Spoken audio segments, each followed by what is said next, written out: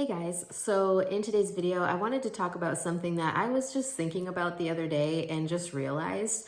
So, for those of you who don't know, I recently transitioned to a full-time sleep tech position where I'm training to be a sleep technologist. And this was in October of 2023. It is May of 2024 as I am filming this video. Just to give you guys a little bit of context, because I am way behind in uploading content currently. So I do apologize for being so behind. But I was just thinking, like, this is the longest orientation on a job that I have ever had. So I have worked in multiple healthcare positions. I've worked as a CNA, I've worked as a phlebotomist, I have worked as a medical assistant, I've done chronic care management and remote patient monitoring. And out of all of the jobs that I have ever had, this is the longest period of time that I have ever been on orientation. So even when I lived in Northwest Indiana, there was a CNA position where our probationary period was like 6 months, but that was at a hospital on the orthopedics floor. But I wasn't on orientation for that long. That was just how long like our probationary period was, where as a new hire, you're on probation for a certain period of time. A lot of companies do like 90 days, where it is basically a period of time where they decide if you fit what they need you to be for their company, or it also gives you a chance to choose if this company really fits what you're looking for as far as work purposes.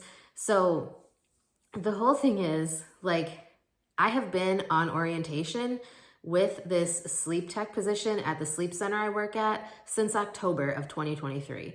So I mean, that's a very long time to be on orientation. I am completely independent on the day shift sleep tech role.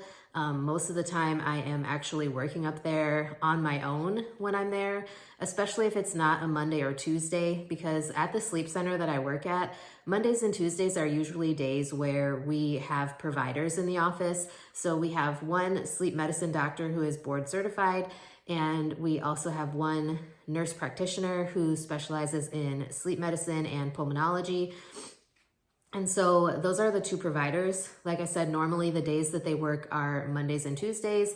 Occasionally the one doctor will throw in a Wednesday, or like next week he's working on Thursday, which is weird. But for the most part, it's Mondays and Tuesdays.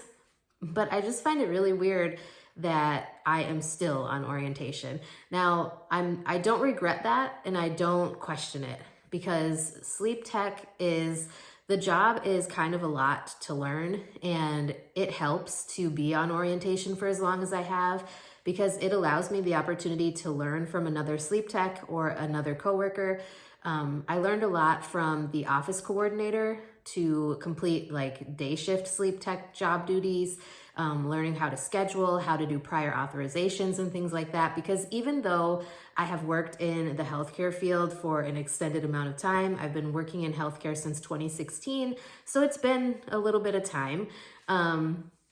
I had never done like prior authorizations and things like that. Like, I had put in information for prior auths for medications in my role in the clinic as a medical assistant, but I was never like the one responsible for starting a prior authorization and like making sure that it goes through to completion to get these things approved for the patient to be able to do whatever procedure or to get whatever medication.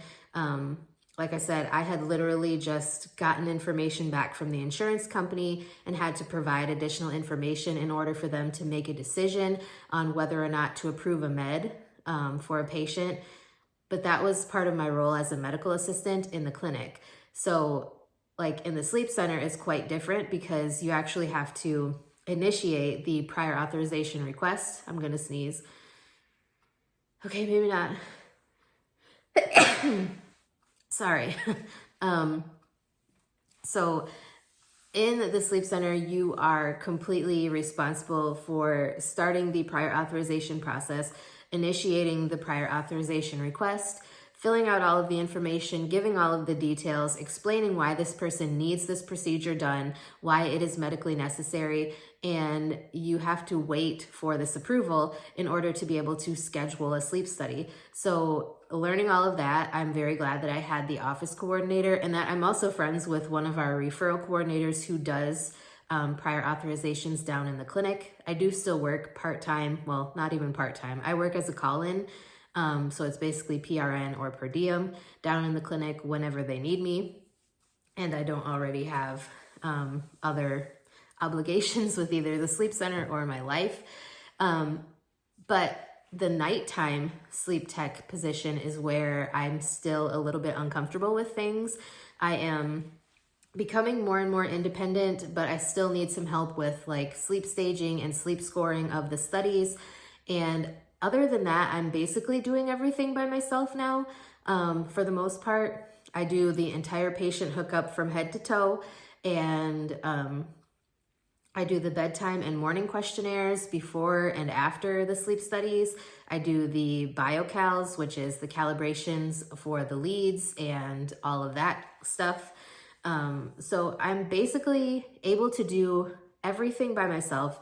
I do have the knowledge to score based on my ISR scores from AASM, which is Interscore Reliability, where every month they send us a sleep study to practice scoring, and they grade you, and you have to get an 85% or higher, and I am consistently over that 85% mark.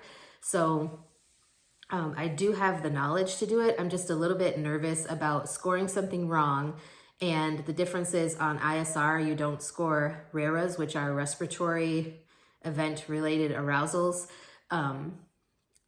So practicing doing that and practicing the difference between hypopneas and apneas, sometimes I get a little bit backwards. So I will score something as a hypopnea that should have been an apnea, and sometimes I'll score an apnea when it should have been a hypopnea. It's just getting used to the rules of scoring and staging sleep. It's a lot. I was gonna say it's a little, but it's actually a lot. So I am very thankful that I have been given this opportunity to be on orientation for as long as I have. It just like shocked me the other day when I was thinking about just how long I've been on orientation. It seems like a very long time for somebody to be on orientation. So yeah, if you work in healthcare, let me know what is the longest period of time that you have been on orientation. I know like there's been a couple CNA jobs that I had where I literally had 1 day of orientation or 0 days of orientation, where I was basically just kind of thrown to the wolves, explained like, here's where the linen closet is, this is your assignment, these are your patients. Sometimes I didn't even get report, and that was more as an agency CNA, which I kind of expected. Especially after some of the bad experiences or negative experiences I had working as an agency CNA. So anyways, if you guys have any questions or any comments or suggestions of topics you'd like to hear about on my channel, be sure to let me know. I'd be glad to get something filmed for you, and I will talk to you guys next time.